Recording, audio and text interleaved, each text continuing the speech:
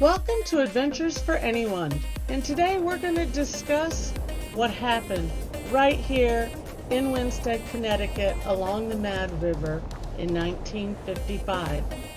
There was a massive flash flood, wiped out most of these buildings, that was caused by back-to-back hurricanes dropping over 20 inches of rain on the area in just a few days. 87 people died. $200 million in 1955 was the cost of the property damages to this lovely village in northwestern Connecticut.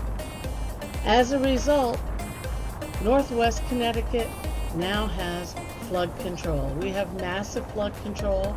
We have major lakes, giant dams, and all sorts of facilities to take care of potential floodwaters in the area. It's part of our lifestyle. It's part of our culture. We spend a lot of time in and on these waters. They make for wonderful lakefront property and amazing water supply dams and lakes. Highland Lake is up the massive hill above Winsted. It is over 400 acres across. In places it's over 60 feet deep. It was actually built as a water supply reservoir back in the 1700s. It's been updated over the years. It has become flood control as well as water supply. It has a massive dam at the opposite end of what you're seeing here, and it also has a water reservoir on the other side. What Highland Lake does have on this end is it has these overflows. When the water gets high and everything is feeling like it's a little out of control, these overflows help ease the pressure on the area. It's like a relief valve. We do drive through it just as I was here in my lovely SUV, and we enjoy the area no matter what. As you can see, I go down the hill here, back into town. The river's at the bottom, but it is not the only dam in the area. So what I'm going to do here is I'm going to take off from Winsted, and I'm going to take you to see Colebrook River Lake and also the lake below it, and we're going to discuss the dams that exist in that area. This is one of the secondary dams up here at Colebrook River Dam. As I've said, the Army Corps of Engineers, they went absolutely nuts up here after that 1955 flood I was telling you about. And there is never one dam. There's always more. This one has at least 3. This is just the second one. This is the Colebrook River Dam. This was one of the dams that was very much a direct result of that 1955 flood. And it's a great place to come and visit, take a walk. And this is an enormous, enormous river lake. You can see the measurement tool out there for impending floods. The size of this dam, it's kind of hard to appreciate from this little video I'm making, but it is absolutely enormous. I don't even know how high it is. I don't know how deep the water is. However, I do know that if you look around, you are seeing a boat ramp down there. And that boat ramp is very high up. And in the fall, when this thing tends to drain off, there's an entire bridge down in the bottom of it. One important thing to know about the dams in the area here is that the Army Corps of Engineers, they kind of went a little bit nuts after that 1955 flood. In this area, you will never ever find one lake or one dam. This is the biggest of the dams that start out making that Colebrook River Lake. That cliff you see in front of me over there was blasted out. That is an overflow area. Looking down here, you will see that this is another lake. And I promise you, it leads to another dam. And there's also one that I'm about to show you back on the driveway coming into this one. So there's always a backup plan. One major flood and these guys always have a backup plan. It's an amazing, amazing system that we have around here. And I've found it fascinating ever since I first moved to Connecticut. As you can see, as we look down the way there, it's very hard to pick out from this distance. We're going to go down there and look at it. That is the other dam. That is the last of 3 dams that are in this circuit that protect us all from floods like the one in 1955.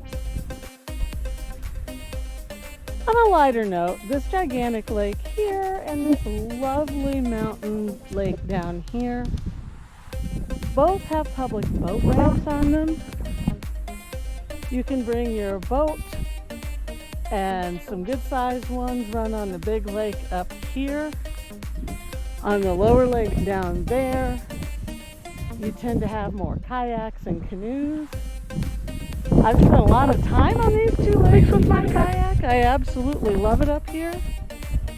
It is a really great place to get out, get some air, and enjoy your time, in addition to being massive flood control. And as promised, this is the lower dam here at the Colebrook River complex, I guess we'll call it. To be honest, I don't remember what this dam is called. I will put that in the description if anybody's interested in that. But this is the lower dam. As you can see, as I'm walking out here, you can kind of see the overflow area and part of that upper dam as I'm walking out onto this dam. These lakes are way bigger than you think they are just from looking at this little film that I'm giving you. They're gigantic. You can spend an entire day out here. In this one, more like kayaking, canoeing, but it is some great fun. It's a beautiful place. You just can't beat it. Now, it's about 100 degrees out today. We're having a bit of a heat wave here in Connecticut. So I'm not going to walk all the way down to the bottom of this dam, but you can. There's a road right over there. The caretakers drive down it. People walk down it all the time. There are floodgates down there that act, if you've ever been around the dam, as a relief valve for when there's a whole lot of water in the dam. Other things about this here is the dry face of the dam underneath me. And you are not allowed to walk on the face of any of these dams. You get caught, you get fined, you get in all kinds of trouble. The building up ahead there, I'll show that to you in just a minute. Looks like something out of Minecraft, but it is the pump building here for this dam. That river you see down there feeds into the Farmington River. The town down there is Riverton. The Farmington River is one of the most popular places to go inner tubing and fly fishing in the entire state of Connecticut.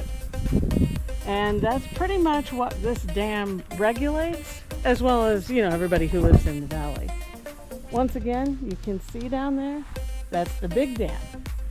This, which seems enormous, is not the big dam, it's the little dam. This is the pump building. They've been doing a lot of work over here, so even though the building itself, I don't think that thing's been open in years, but for the workers who are working on the bridge ahead of me down there, apparently they've set up at least a, porta-john situation for them while they're down here working on sidewalks, they're working on bridges. They've been at this for a very long time. Down here you can see there is another gated entrance to this dam. There are gates to the access on every single one of these dams, every single entrance. The one here at the lower dam is open from 7 a.m. to 7 p.m. The one to where I was on the upper dam is only open until 3:30 to 3:45 in the afternoon, and the boat ramp is only open in season. Now here, what I'm showing you right now is another overflow. This is just in case there's too much water coming over this dam. Like I said, the Army engineers went a little nuts around here, and this swings around and goes down into the river and makes its way on down through the valley as the Farmington River. You can see the big dam up there once again. It's really a remarkable place when you start getting into the logistics of it. You'd be very surprised at exactly how all of this works. I know I was. But here you have a parking area. You can come down here, park your car, enjoy your day. The other side has a picnic area. And if you want to know all about the scenic Farmington River, you've got this stand right here to explain it all to you. It's a very long river, comes right through here, has been known to make quite a mess in the past with flooding, and that's why all the dams. And here on my way back to the car, I just happened to notice that this is a 1929 is when they actually started with these area things here, even before the flood. This was for water supply for the Metropolitan District of Hartford County in Connecticut. And over here is a lovely plaque. I told you I'd find out the name of this place. I can never remember it. It's the Charles A. Goodwin Dam. And the West Branch Reservoir is what the lower one is called. And it was completed in 1960. So, come down. If you're in Connecticut, we've got a lot of wilderness out here, and it's full of these lakes. So we'll visit some more of these dams over the summer. You'll just be amazed at the things that you find when you're investigating how Connecticut actually works. The dams are amazing. Don't be surprised if you don't see me on the videos. I don't much care for being on them, so I'll probably narrate an awful lot. But we will be visiting a number of these dams. They're all different. They're all absolutely incredible. And they were all designed in order to supply water and save people's lives. So thank you for joining me today. If you want to see more about this, you can check out my blog at Adventures for Anyone. I don't think it's current post. I might write something new, but it's on Blogger, and I have discussed this very topic on there before. You'll also most likely see things on my Terry Dixon Publications X, my Nina Kindred 1 Instagram, and my Adventures for Anyone on Facebook.